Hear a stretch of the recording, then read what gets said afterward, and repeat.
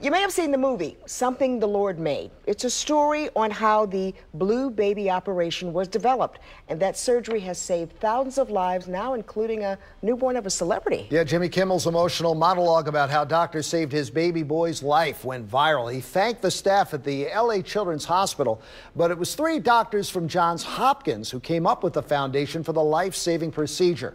ABC 2's Mallory Safaste tells us more. Thank you very much.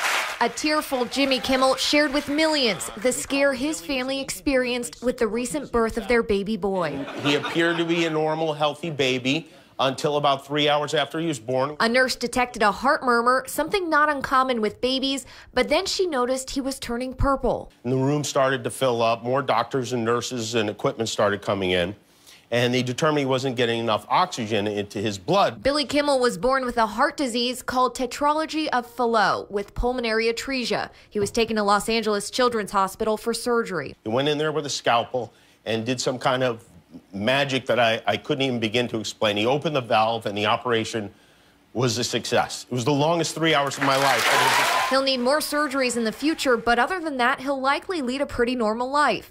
A life that thousands of babies never had until the groundbreaking discovery at Johns Hopkins Hospital in 1944. The first blue baby operation, yes, was done by Dr. Blaylock after being pushed into doing it, we say, by Dr. Tausig, and being taught to do it by his lab technician. That lab technician was Vivian Thomas, an African-American heart surgery pioneer initially denied recognition because of racial prejudices. Vivian Thomas really stood behind Dr. Blaylock to do the first surgery and taught him how to do it, because he'd been doing it on animals. No one's ever done anything as hard as this.